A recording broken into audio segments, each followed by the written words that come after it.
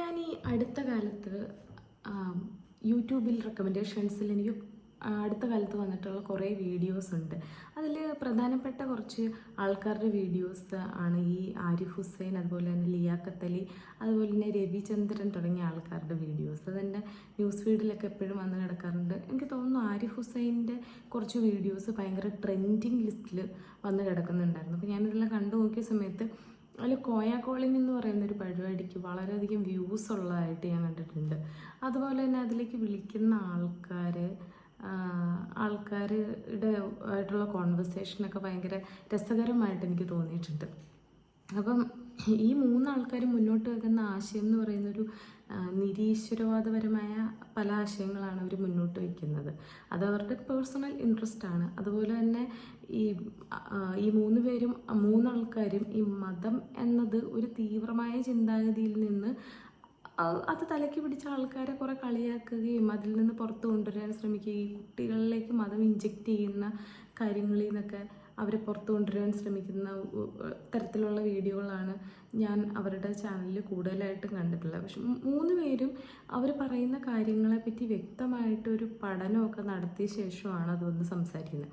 അപ്പം ഇതിലേക്കൊക്കെ വിളിക്കുന്ന ആൾക്കാർ എന്ന് പറയുന്നത് ശരിക്കും കോമഡിയാണ്. അവർ എന്താ പറയേണ്ടത്, ബീറ്റിംഗ് അറൗണ്ട് ബുഷ് എന്ന് പറയുന്നൊരു സംഭവമാണ് ചെയ്യുന്നത്. അതായത് ഇവരോട് ഡിബേറ്റ് ചെയ്യാനായിട്ട് ഓപ്പൺ ഡിബേറ്റിന് വരികയും ചെയ്യും. എന്നാൽ പകുതി എത്തുമ്പം ഈ കോളിൻ പരിപാടിയുടെ പകുതി എത്തുമ്പോഴത്തേക്കും ഇവർ അവസാനം പറയാണ്, ഞങ്ങളിതൊന്നും പഠിച്ചിട്ടില്ല, ഫുള്ളായിട്ട് പഠിച്ചിട്ടില്ല, വ്യക്തമായിട്ട് പഠിച്ചിട്ടില്ല എന്ന് പറഞ്ഞ് നിർത്തിപ്പോകുന്നൊരു സാഹചര്യമാണ് അതിൽ കാണുന്നത്. അപ്പം ഞാൻ പറയുന്നത് വെച്ചാൽ അവരവരുടെ നിരീശ്വരവാദപരമായ ആശയങ്ങൾ മുന്നോട്ടേക്ക് വെക്കുമ്പോൾ അത് അവരുടെ പേഴ്സണൽ ഇൻട്രസ്റ്റ് ആണല്ലോ. അതിന് പ്രകോപിതരായിട്ട് അവരെ അടുത്ത് സംസാരിക്കേണ്ട കാര്യങ്ങളുണ്ടോയെന്നാണ് ഞാൻ ആലോചിക്കുന്നത്. ഇപ്പം അഫ്ഗാനിസ്ഥാനിൽ അല്ലെങ്കിൽ ഇറാനിൽ അവിടെ ലേഡീസ് അനുഭവിക്കുന്ന കുറേ കാര്യങ്ങളുണ്ട്. താലിബാൻ അഫ്ഗാനിസ്ഥാനിൽ ഇംപ്ലിമെൻറ്റ് ചെയ്തിട്ടുള്ള കുറേ റൂൾസ് ആൻഡ് റെഗുലേഷൻസ് കാരണം അവിടെ സ്ത്രീകൾ ഒരുപാട് ബുദ്ധിമുട്ട് അനുഭവിക്കുന്നുണ്ട്. അതുപോലെ തന്നെ ഇറാനിലെ മത പോലീസ് അല്ലെങ്കിൽ അവിടുത്തെ ഭരണകൂടം കാരണം സ്ത്രീകൾ അനുഭവിക്കുന്ന ഒരുപാട് ബുദ്ധിമുട്ടുകളെയും കാര്യങ്ങളൊക്കെ എങ്ങനെയാണ് വന്ന് ഗ്ലോറിഫൈ ചെയ്തിട്ട് സംസാരിക്കാൻ കഴിയുക എന്ന് എനിക്ക് ഈ വീഡിയോസിൽ നിന്നല്ല എനിക്ക് തോന്നിയിട്ടുണ്ട്.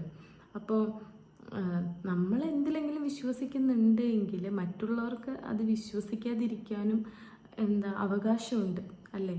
അതുപോലെ തന്നെയാണ് ഈ വിശ്വാസങ്ങളെ തീവ്രമായിട്ട് മറ്റുള്ളവരുടെ മേലെ അടിച്ചേൽപ്പിക്കാൻ ശ്രമിക്കാതിരിക്കുക എന്നുള്ളതും. ഇപ്പം ആരിഫ് ഹുസൈൻ്റെ പ്രോഗ്രാം ഹിറ്റാക്കിക്കൊണ്ടിരിക്കുന്ന അതിലേക്ക് വിളിക്കുന്ന ആൾക്കാർ തന്നെയായിട്ടാണ് എനിക്ക് തോന്നിയിട്ടുള്ളത്.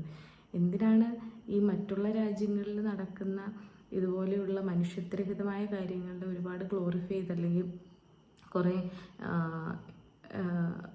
മനുഷ്യർക്കെതിരെ നടക്കുന്ന കുറച്ച് കാര്യങ്ങളെല്ലാം ഒരുപാട് മഹത്വവൽക്കരിക്കുന്ന രീതിയിൽ സംസാരിക്കേണ്ട കാര്യമൊന്നും ഉള്ളതായിട്ട് പ്രത്യേകിച്ച് അതിൽ തോന്നിയിട്ടില്ല.